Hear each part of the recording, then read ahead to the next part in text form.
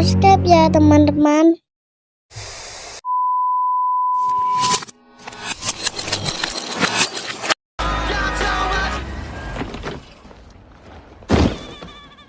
Berlatar di Arizona, cerita akan berfokus pada seorang pria bernama Wayne, yang sebentar lagi akan mengikuti testing anggota baru pemadam kebakaran. Di mana saat ini, Wayne terlihat sedang mempersiapkan simulasi penyelamatan korban dengan properti yang sudah disiapkan.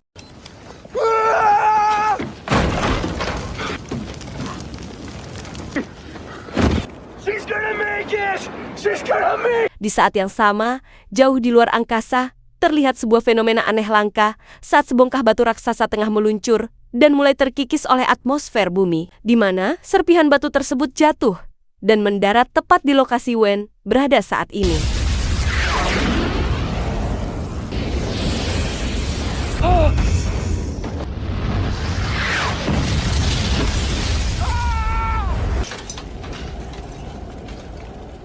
Esoknya, kita akan diperkenalkan pada seorang profesor geologi bernama Ken dan satu rekan seprofesinya yang masih magang bernama Harry, yang berdasarkan informasi tentang kejadian jatuhnya meteorit semalam. Mereka pun langsung bergegas menuju TKP untuk memastikan kebenarannya, sekaligus melakukan sebuah penelitian ilmiah di sana. Meteor hit last night. Oh, that's what that was. Taking you along because I actually have to do something scientific.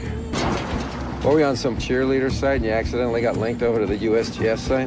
Ternyata, meteor itu jatuh tepat di sebuah pelataran tanah berongga menyerupai goa, sehingga mudah bagi Ken dan Harry untuk bisa mencapai titik keberadaannya. Meski di sana sudah ada nampak penjagaan oleh 3 orang utusan FBI, namun dengan kapasitas yang kedua profesor ini miliki, tak sulit bagi mereka untuk dapat masuk dan mengambil sampelnya secara langsung. We got all the photographic evidence we need.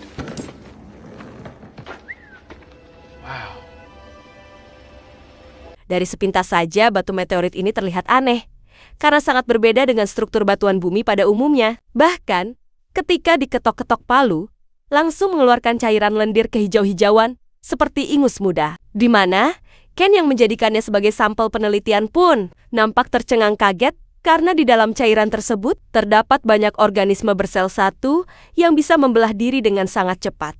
Bahkan, memiliki tingkat metabolisme berkali-kali lebih tinggi dari makhluk bumi pada umumnya.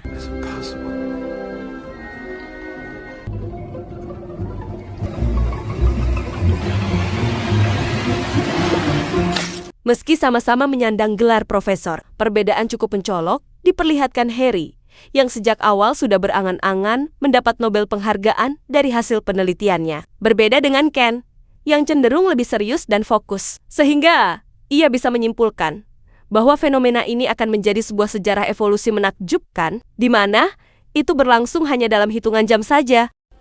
They're growing. Yeah, they're growing into more complex organisms. Nobel, here we come. It's evolution. Sementara Wayne yang dinyatakan gagal lolos testing akibat kelelahan atas kejadian semalam. Ken dan Harry yang kini disertai rombongan mahasiswanya terlihat kembali mendatangi TKP dengan maksud akan mengambil batu meteorit tersebut. Namun baru saja masuk, mereka dikejutkan dengan berbagai perubahan yang terjadi begitu cepat. Padahal baru 1 malam, ini sudah mulai nampak jenis tumbuhan aneh yang baru setengah jadi. Bahkan setiap jengkal tanah yang mereka injak sudah tertutup jutaan cacing pipi yang sangat menjijikkan. Whoa! Ew, guys!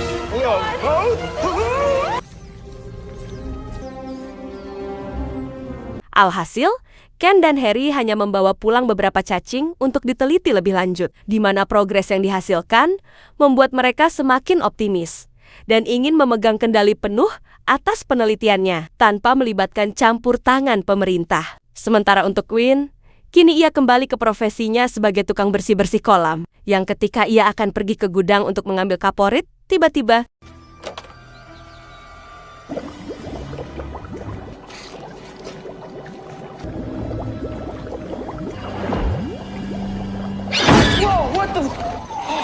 Dua hari berlalu, Ken cukup dibuat terkejut saat melihat TKP kini sudah diambil alih oleh tim peneliti dari pihak militer Amerika yang dipimpin oleh Jenderal Woodman, di mana Jenderal langsung mengusir Ken akibat kesalahan fatalnya di masa lalu, sekaligus memperkenalkan ilmuwan baru bernama Dr. Ellison yang ternyata sedang Ken dekati akhir-akhir ini. Yes, actually. The fact is, this research must continue under careful government control and scrutiny. It's not over. Sebagai ilmuwan lokal yang merasa tak dihargai, Ken membawa permasalahan ini ke meja persidangan dan menuntut agar ditetapkan sebagai ilmuwan meteor tersebut. Namun alih-alih disetujui, Pak Hakim justru meminta Dr. Allison membuka riwayat kasus Ken di masa lalu. Yang ternyata, ketika masih di militer dulu, Ken membuat ribuan prajurit terkena wabah mancret, alias diare massal, akibat sebuah eksperimen gagal yang Ken lakukan pada masa itu. Uncontrollable flatulence. I think that's it. Do you happen to remember what the soldiers called this illness, Dr. Kane? Yeah, they called it the Kane madness. Keep your head up. Tak hanya dibuang dari proyek penelitian ini, Ken kembali dibuat apes saat semua berkas dan sampel riset yang ia kumpulkan selama ini telah raib tak tersisa, yang sebagai bentuk perlawanan atas hal tersebut. Nekat mengambil jalan konyol dengan menerobos masuk ke lokasi penelitian dan menyamar sebagai petugas militer yang berjaga di sana. And tuck that shirt in. Yes, sir. Testing 1 2 1 2 1 1 1 1 2. Tak butuh waktu lama bagi mereka untuk masuk ke dalam area penelitian, di mana kita semua yang menonton akan cukup dibuat terkejut saat mengetahui bahwa ratusan cacing yang sebelumnya tumbuh dari batu meteor waktu itu, kini sudah berubah menjadi spesies hewan dan tumbuhan aneh, yang tentu saja hanya bisa kita lihat di tempat ini. Oops. Ira. Everything down here seems to be food for something else, so let's try to stay off the menu, huh? Dalam kesempatan yang tidak worth it ini, Ken dan Harry segera mengumpulkan kembali sampel yang sebelumnya telah hilang. Dan tak lama, petugas CCTV melaporkan jika mereka kedatangan tamu tak diundang. Siapa lagi kalau bukan Ken dan Harry? Sehingga Jenderal langsung menugaskan Dr. Allison untuk segera menangkap mereka. Harry, stop that. We gotta get a piece of the asteroid like we came for it, and cut that out. It disturbs me. Hey, hold it, right there. Di tengah perdebatan yang kembali memanas, ada seekor reptil raksasa yang memaksa masuk ke dalam pakaian seragam Harry. Alih-alih segera mengeluarkannya, hewan tersebut keburu masuk ke tubuh Harry melewati liang targetnya. Dan inilah yang terjadi. Whoa, Doc! Don't take the leg! Almost there! Beralih ke sebuah pesta yang digelar tidak jauh dari lokasi penelitian, di mana Wayne juga ikut jadi pelayan minuman di sana. Sementara untuk pemilik pesta, ia terlihat pergi ke tempat sunyi dan akan melakukan kencan dengan calon istrinya. Namun baru saja selesai menggelar tikar dan pergi ke pinggir danau untuk membasuh bekas anggur yang tumpah, tiba-tiba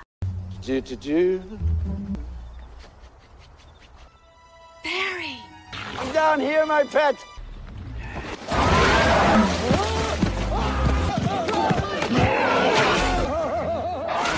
Singkat cerita, siang pun tiba. Beberapa hari sejak kejadian jatuhnya batu meteor, baru kali ini Ken bertemu lagi dengan Wen, di mana ia membawa seekor binatang aneh yang semalam berhasil ditangkap setelah mencaplok si pemilik pesta. Yang dari kejadian itu, Ken menyimpulkan bahwa sebagian dari spesies tersebut sudah mulai berkeliaran dan akan menyebar teror. It just died? How? Like it was choking to death. You know, stopped breathing. Dan benar saja, ketegangan serupa juga dialami oleh keempat istri almarhum si pemilik pesta, di mana seekor binatang aneh yang menggemaskan tiba-tiba keluar dari gudang perabotan, yang ketika sang pemilik rumah mencoba untuk menjinakkannya, tiba-tiba Look, he can barely breathe. He's so scared. Come on, cutie pie. Come on. Come on, is it good?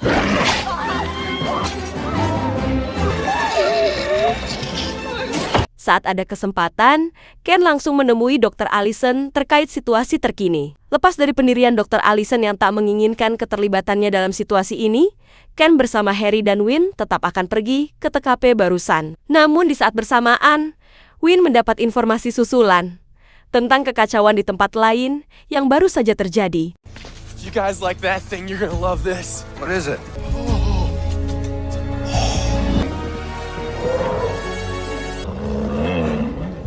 See, they're crawling out. Dan ya, beberapa burung alien terlihat tergeletak di balik bukit. Setelah diamati, para alien ini nampaknya mencoba beradaptasi dengan kondisi oksigen di planet bumi, namun gagal. Kecuali satu ekor anaknya yang baru saja menetas, di mana dia tumbuh dengan cepat dan mulai bisa beradaptasi, sehingga It's oxygen tolerant. It's flying away. Is that a bat? si burung sendiri terlihat memasuki supermarket dan membuat para pengunjung kepanikan. Yang ketika mereka sibuk untuk pergi keluar, nampak seorang gadis masih berada di ruang ganti dengan beberapa baju yang baru saja ia coba. Dan tiba-tiba,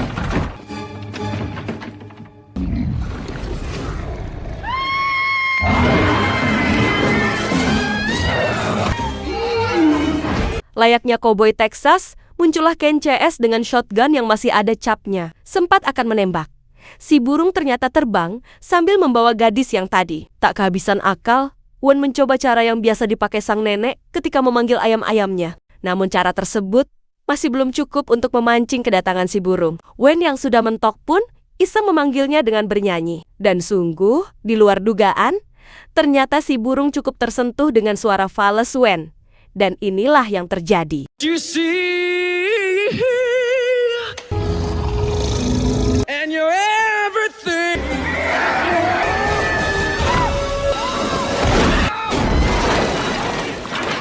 Sejenak kita tinggalkan dulu Ken CS dan beralih ke halaman gedung Gubernur Arizona, di mana ratusan awak media nampak sudah berkerumun untuk meminta kejelasan tentang apa yang sebenarnya sedang terjadi. Padahal, di sisi lain, pihak pemerintah setempat, khususnya Pak Gubernur sendiri, tidak tahu menahu soal permasalahan ini, yang justru karena desakan dari para awak media inilah, beliau baru akan mengkonfirmasi langsung ke TKP.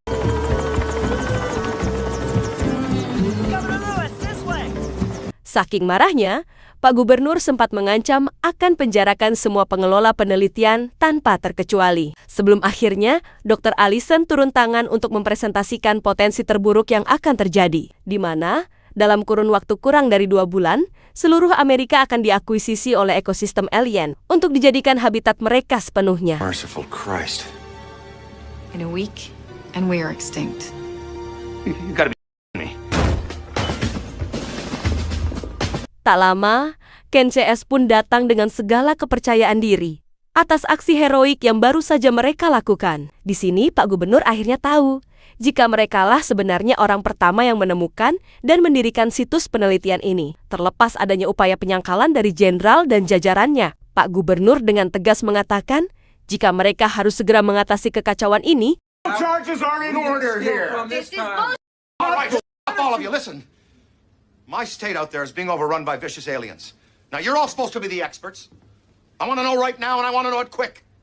How the supposed to deal with this? Bukannya bekerja sama, jenderal yang egois tetap bersikeras akan mengambil alih masalah ini secara kemiliteran. Namun belum sempat menemukan sebuah kesimpulan, tiba-tiba saja muncul sinyal peringatan ancaman dari bawah tanah. Yang setelah diperiksa, ada spesies lain yang sudah berevolusi menyerupai orang hutan raksasa. Dan akhirnya,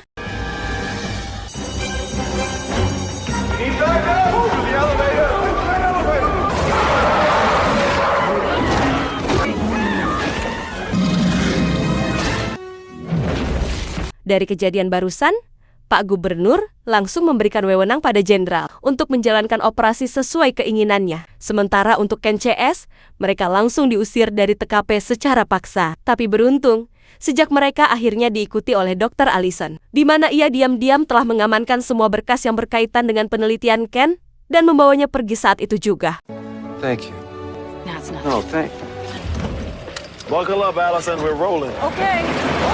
Jalanan mulai macet karena kendaraan warga yang mulai dievakuasi. Serangkaian persiapan di TKP pun gencar dilakukan oleh para prajurit yang konon akan meledakkan goa dengan bom napal atau sejenisnya. Sementara untuk Ken, kini ia sudah mendapatkan sampel yang baru dan mulai mengamati ulang lendir ingus meteornya, berharap diberikan hidayah tentang cara memusnahkannya. Tell me the answer. Tell me how to kill you.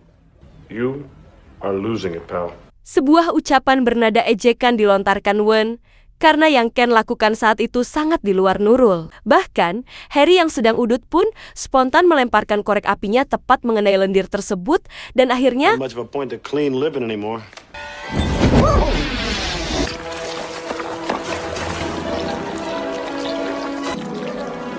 Dan ya, disinilah kita bisa menyimpulkan bahwa sebenarnya lendir tersebut merupakan dormansi atau cikal bakal alien yang kemudian mengalami katalisasi atau percepatan proses pertumbuhan saat terjadi gesekan dengan atmosfer bumi. Kemudian, ditunjang sepenuhnya oleh suhu panas bumi itu sendiri. Tapi yang jadi masalah saat ini adalah rencana jenderal meledakkan situs penelitian.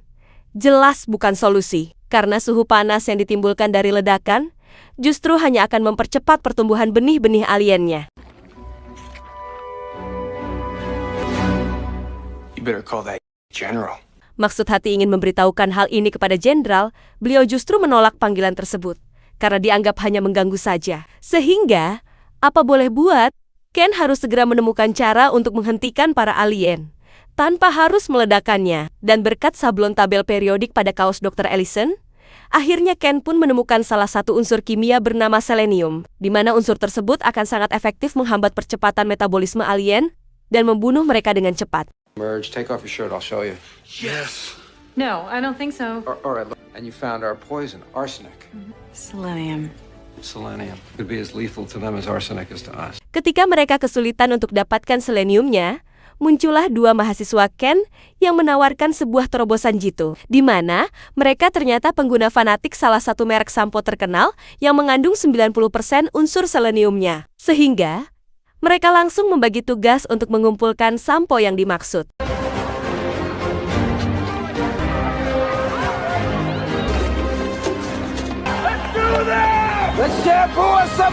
Tengah hari ratusan personil tentara bersenjata terlihat menuju titik bomnya akan segera diledakkan. Sedangkan unit mobil pemadam berisi sampo yang dikemudikan Wen nampak berada di titik lain dan memasuki goa lewat jalan pintas. Yang setibanya mereka di dalam dan akan menghancurkan batu meteornya, tiba-tiba That's the napalm! Oh!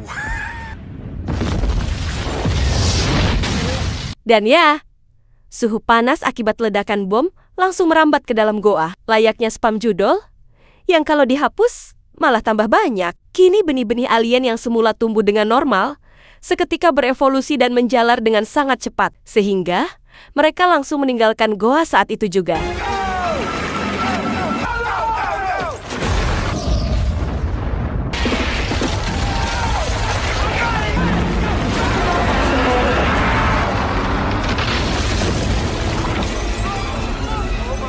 Dalam hitungan detik, situs penelitian pun porak-poranda oleh kemunculan monster menjijikkan yang entah seperti apa bentuknya. Intinya, betapapun besarnya nyali para prajurit bersenjata yang ada di sana, ketika dihadapkan pada situasi seperti ini, mereka tetap saja merasa takut dan lebih memilih pulang ke rumah masing-masing.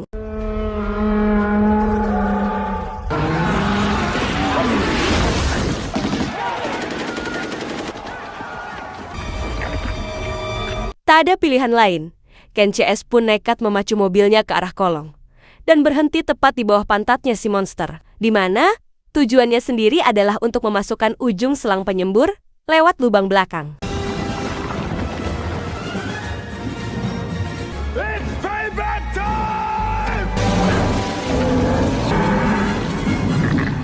Berkat perjuangan yang gigih dan pantang menyerah, akhirnya ribuan liter sampo yang memiliki kandungan unsur selenium berhasil disuntikkan. Yang selang beberapa detik setelah Ken CS mencapai zona aman, si monster akhirnya meletus juga, sampai-sampai mengenai Jenderal Woodman yang masih berada di sana.